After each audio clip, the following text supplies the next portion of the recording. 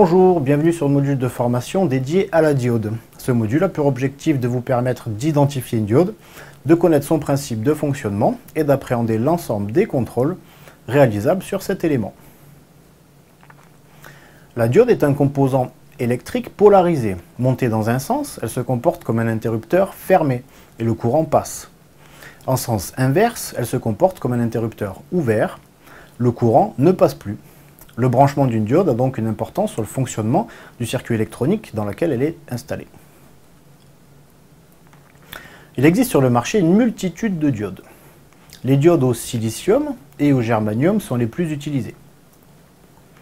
La diode Schottky, d'apparence souvent similaire aux précédentes, est bien plus sensible et précise, mais aussi plus fragile.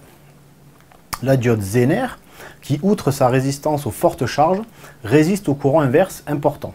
Elle est souvent utilisée pour faire de la stabilisation de tension et de l'écrêtage. La diode à suppression de tension transitoire, appelée diode transil ou diode TVS, est proche de la diode Zener dans son fonctionnement. Elle est utilisée exclusivement pour protéger un circuit. Les diodes électroluminescentes, DEL en français ou LED en anglais, ce sont des diodes de conception classique qui émettent de la lumière lorsqu'elles sont passantes.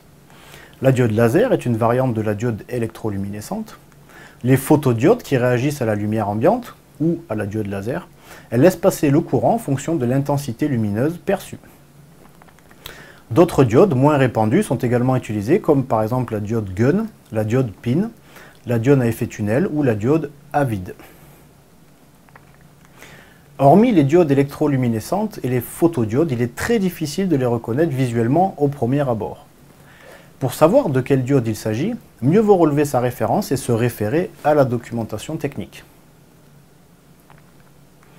D'un point de vue schématique, on retrouve principalement la diode dite classique, la diode Schottky, les diodes Zener et TVS dont la représentation est commune. Parfois, la barre supérieure n'est pas représentée. Un symbole en forme de Z peut également être utilisé. La diode électroluminescente et la photodiode. Une diode est un assemblage de deux semi-conducteurs, matériaux qui possèdent deux modes de fonctionnement bloqués ou passants.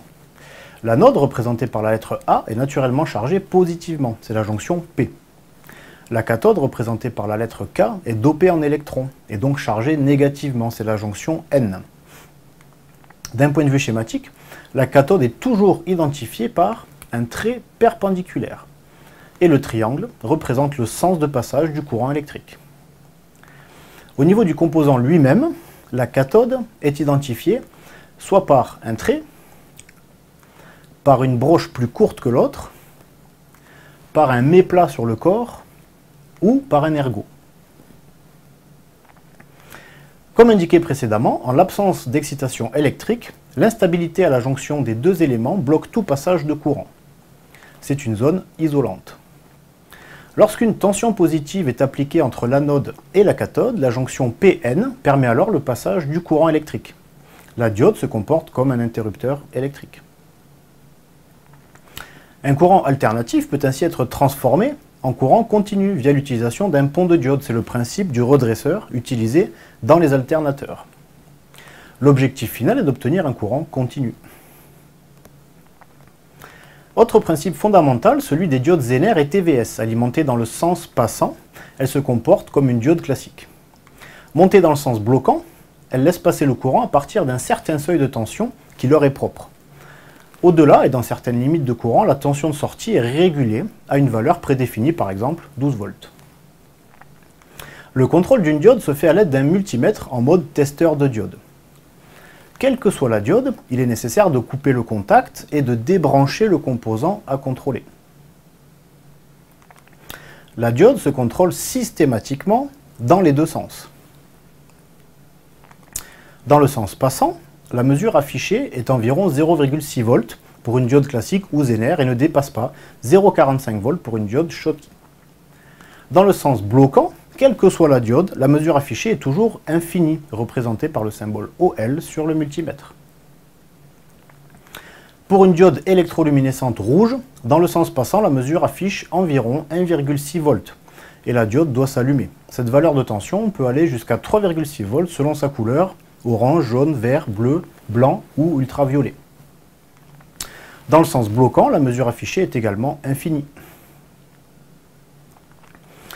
Dans nos applications, on retrouve ces diodes dans les alternateurs pour redresser le courant, les transformateurs, les redresseurs stabilisateurs de tension, les calculateurs, en tant que dispositif de protection, que ce soit dans les chargeurs de batterie, certains relais ou électrovannes, dans les tableaux de bord, ou encore dans les systèmes d'éclairage à LED. Vous avez suivi le module de formation dédié à la diode. À bientôt sur la chaîne InSitu et sur notre site expertinsitu.com pour de nouvelles formations.